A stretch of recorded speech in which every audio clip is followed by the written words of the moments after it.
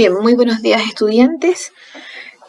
Hoy día vamos a hablar acerca de las barreras de defensa y agentes patógenos. Ustedes han estado trabajando en la lectura de papers, ¿cierto? Dentro de la primera actividad ustedes vieron la estructura de un paper y en la actividad anterior yo les envié una carta al director acerca del coronavirus, ¿cierto? Y todos los efectos que está produciendo en la población, tanto a nivel individual como a nivel social. ¿Ya? Ahora, entendiendo ese parámetro de lo que es nuestro sistema de defensa, cómo nuestro cuerpo es capaz de responder a agentes patógenos, ¿cierto? Es que nosotros hoy día vamos a hablar acerca de las barreras de defensa y agentes patógenos. Primero hay que tener en cuenta que el concepto de inmunidad, ¿cierto?, se define como un estado de resistencia natural o adquirida que poseen algunos organismos frente a una determinada enfermedad o al ataque de un agente infeccioso o tóxico. Entonces, cuando nosotros hablamos de inmunidad, natural es porque la tenemos desde siempre. Y si es adquirida es porque hay un agente externo que nos ha dado esa inmunidad que nos permite defendernos. ¿Ya? Por lo tanto, aquí nosotros vamos a hablar de inmunidad innata, y ahí se encuentran las barreras naturales como la piel, la grasa, los jugos gástricos y las lágrimas. La innata con fagocitos de complemento. Ahí están nuestras células defensoras como los neutrófilos, macrófagos y algunas proteínas que nos defienden. La inmunidad adaptativa, por otra parte, donde está la inmunidad adaptativa celular, donde actúan los linfocitos T, y la inmunidad adaptativa humoral, donde actúan los linfocitos B, que son también llamados de forma genérica como glóbulos blancos, ambos linfocitos. Ahora, nuestras barreras de defensa se clasifican en tres tipos: primaria, secundaria y terciaria. La barrera primaria es innata, o sea, la tenemos, y es inespecífica, o sea, no actúa frente a algo específico, sino que actúa de manera general. La constituyen barreras internas y externas. Por ejemplo, internas vamos a tener y a la vez externas las lágrimas, como la saliva también, y la mucosidad nasal, que impiden el ingreso de algunos patógenos porque las lágrimas las sacamos, ¿cierto? La saliva igual la expulsamos y la mucosidad nasal también la sacamos. El cerumen del oído también impide que entren a través de nuestro conducto auditivo algunos patógenos. Las secreciones de las glándulas sebáceas, las que producen la grasita, y las sudoríparas, el sudor, también son barreras. El epitelio ciliado. ¿Qué quiere decir epitelio ciliado? O sea, que hay pequeñas vellosidades, pequeños pelitos, ¿cierto?, que van recubriendo la vía, en este caso la vía respiratoria, que van barriendo hacia afuera los posibles patógenos que puedan entrar. Esta barrera igual es súper importante porque para las personas que fuman, esos vellitos se van aplastando y ya no tienen la funcionalidad. Por eso las personas que fuman se enferman mucho más de resfrío y tienen más problemas, en este caso, a los pulmones. Los ácidos y enzimas digestivas, los jugos gástricos también son barreras primarias, porque ustedes saben que el pH de los jugos gástricos es alrededor de 2, en una escala de 0 a 14, entonces súper ácido. Y también la piel. La piel es un órgano, el órgano más grande que tenemos en nuestro cuerpo, que es nuestra primera barrera, ¿cierto?, de defensa. Ahí está explicado, ¿cierto?, en la imagen, se ve mucho más amplio cuáles son las primeras barreras de defensa que ya mencionamos anteriormente.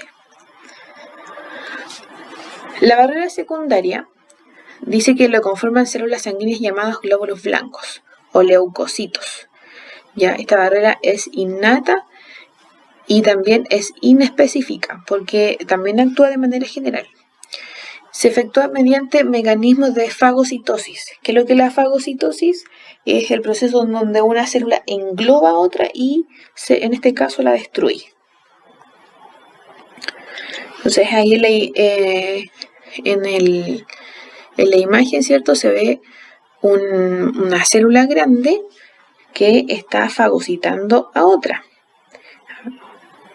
Fíjense que se traga en este caso a la bacteria. ¿Ya? Eso es la fagocitosis. Y eso pasa principalmente con las bacterias. Hay muchas bacterias que entran y que nosotros no nos damos cuenta porque nuestras células, ¿cierto?, que nos defienden, las fagocitan, se las comen. En este caso, otro tipo de células que también fagocitan son los neutrófilos, que principalmente defienden al organismo de bacterias y hongos. Los monocitos que están ahí en la imagen, esos monocitos principalmente están en nuestro sistema respiratorio y también son células que fagocitan. Y en esta segunda imagen, ¿cierto?, la fagocitosis se hace a través de estos largos cilios en donde se captura la bacteria y se atrae a la célula para que la pueda fagocitar. Ahora, nuestra barrera secundaria del sistema inmune principalmente tienen que ver con las respuestas inflamatorias. Por ejemplo, ahí en la imagen se ve una astilla, ¿cierto?, que rompe la piel. Al romper la piel, fíjense que pueden entrar bacterias que están afuera. Por lo tanto, lo primero que ocurre cuando uno tiene una herida, si ustedes se han fijado, es que aumenta un poco la temperatura. Y ese aumento de temperatura es un parte del mecanismo de defensa del mismo cuerpo.